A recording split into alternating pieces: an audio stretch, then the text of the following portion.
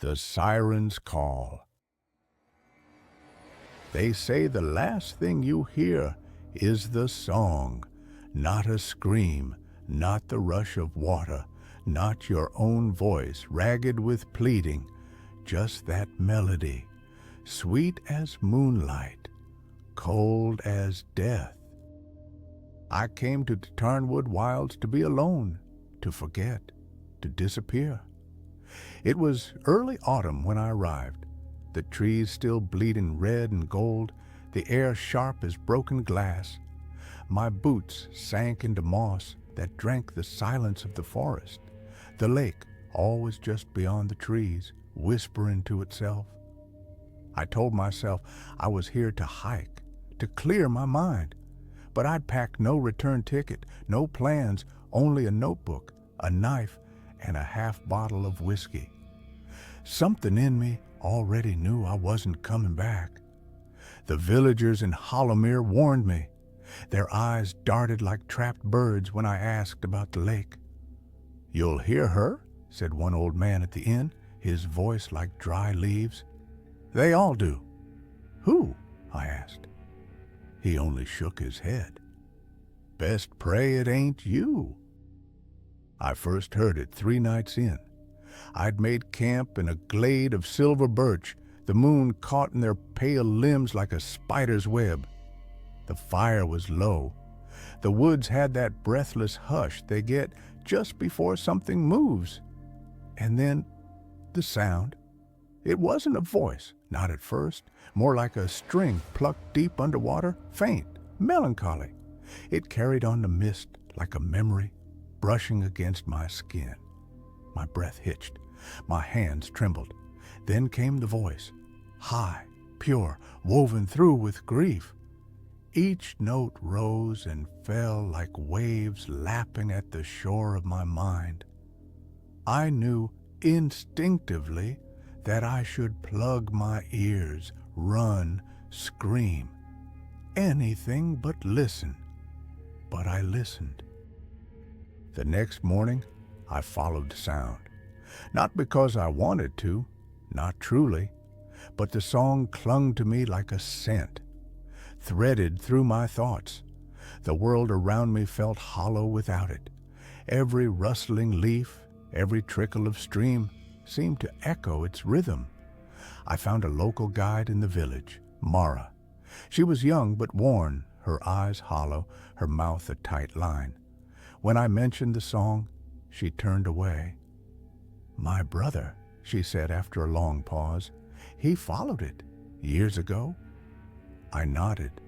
I didn't need to ask. She agreed to take me to the lake's heart. "But I won't stay past sunset," she said. "No one does." We walked in silence. The trees thickened around us, casting long shadows even in daylight. We passed shrines made of stone and bone, old things, older than the village. On some, weathered runes still lingered. One bore a warning, "Bind your ears or bind your soul." I didn't tell Mara. She already knew. By midday, we reached a ridge that overlooked the lake. It was enormous, veiled in mist that never moved. The surface was still as glass, no birds, no insects, just silence. And then the wind shifted. The song spilled through the trees. I fell to my knees, not from pain, from longing. The notes slid beneath my skin, stroked my bones, whispered in my blood. It was the sound of every loss I'd ever suffered, every love I'd failed, every joy I'd forgotten. It knew me. "I can't," I rasped. Mara pulled me back, her fingers digging into my arm. "Don't listen. Don't look." Her voice came from far away, like shouting through water. She stuffed moss in my ears, tied a bandana over my eyes. Only then did the ache begin to ease. "You stay tonight, you die," she said as we hiked back. "That's the price." I should have left. Instead, I returned, alone. I set camp by the black stones near the water's edge where ancient carvings spiraled like wounds. I didn't eat. I didn't sleep. I waited. When the moon rose, so did the song. No hesitation this time. I walked straight into the mist, down a narrow trail that hadn't seen human feet in decades. The trees bent inward, their branches like skeletal hands. The path pulsed with the melody, a heartbeat in harmony with mine. The world tilted.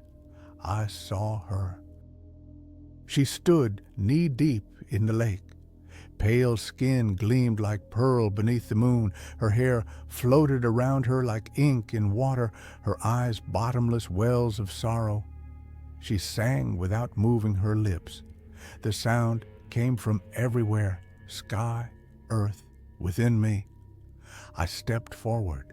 My mind screamed. My body obeyed her. The water was freezing. Each step brought the song louder, more intimate. It spoke to me now, whispered my name. And then she smiled. Her mouth widened and widened and widened. Not a smile, a rift, a gash of shadow and teeth and hunger. The illusion dissolved. Her limbs were too long, her movements jagged and wrong. A second set of eyes blinked open on her forehead. Her song twisted, still beautiful, but now underlaid with violence. I tried to turn. My legs betrayed me. She reached for me with fingers like reeds, her nails clicking together like chitin. Her mouth sang in reverse now, the notes unraveling my thoughts like thread. I screamed. It came out a whimper. But something stopped her. A sound, faint, sharp, a bell, no, a voice, Mara.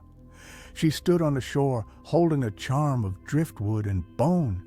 It pulsed with light, and in that light, the siren hissed. She recoiled, not in fear, but fury. The spell broke. I stumbled from the water, half mad, choking on the silence that followed. The siren watched, retreating into the depths, her gaze a promise. Mara dragged me back to the ridge. Neither of us spoke until morning. "I told you," she said finally, voice raw. "They don't kill you, not at first. They make you forget who you are. Then they sing you hollow." I asked her why she came. "I heard my brother's voice in her song," she said. "But it wasn't him, not anymore." Weeks passed. I left the wilds, returned to the city, tried to live, but the melody haunts me. At night, in dreams, I hear it again, twisting through traffic, humming from pipes, whispering in static. It's inside me, beneath my skin, and sometimes I hum it back. They say the last thing you hear is the song, but no one tells you what comes after.